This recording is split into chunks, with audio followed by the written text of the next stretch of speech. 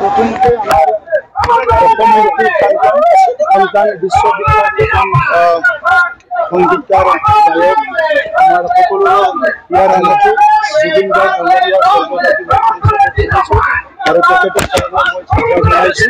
আৰু তেখেতৰ সদায় স্বৰ্গত ভালে থাকে তেখেতৰ স্বৰ্গবাসী হোৱাটো আমাৰ বহুত ডাঙৰ এটা কথা এই কথাটো কেতিয়াও পূৰণ কৰিব নোৱাৰিব তেখেতে যাওঁতে সদায় ভালে থাকিব মই ঈশ্বৰৰ সেইটো প্ৰাৰ্থনা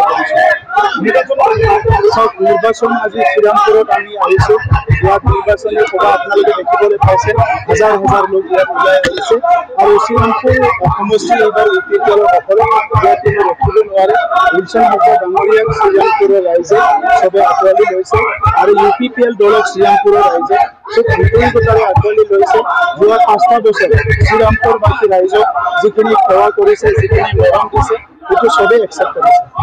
যিখিনি ব্লেক পেপাৰ আছে সেইবিলাক চৰকাৰী মই আজি প্ৰতিদিন পেপাৰত দেখিবলৈ পাইছোঁ যে বেলেগ পেপাৰটো চৰকাৰী ছপা হলত ছপাইছে বুলি কেনে ইয়াৰ আচল কথাটো কি একো বুজি পোৱা নাই যে চৰকাৰী নিয়ম নীতিৰ মাজেৰে চৰকাৰী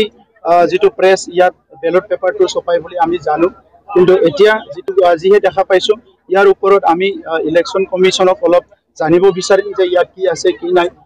নিৰ্বাচনটো নিকাভাৱে হ'ব লাগে গণতন্ত্ৰটো কেতিয়াও কোনো বিপথে পৰিচালনা কৰিব নালাগে গণতন্ত্ৰটো সদায় শক্তিশালী কৰিব লাগে আমাৰ প্ৰধানমন্ত্ৰী ডাঙৰীয়াই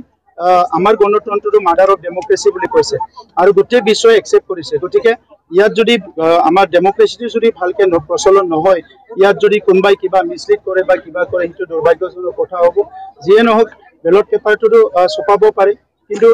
ফ্ৰী এণ্ড ফেয়াৰ হ'ব লাগে সিস্টেমেটিক্যালি হ'ব লাগে এইটো মই অনুৰোধ কৰিছোঁ কিবা 2 নম্বৰী হোৱাৰ সম্ভাৱনা আছে এতিয়ালৈকে মই ক'ব নোৱাৰো কাৰণ নিউজটো আজি দেখিবলৈ পাইছোঁ এতিয়ালৈকে কাৰো লগত কথা পাতা নাই গতিকে কিমান সিকিউৰিটিত কৰিছে কি কৰিছে এইটো অলপমান তাৰ জানকাৰী ল'লে খবৰ ল'লে গম পাম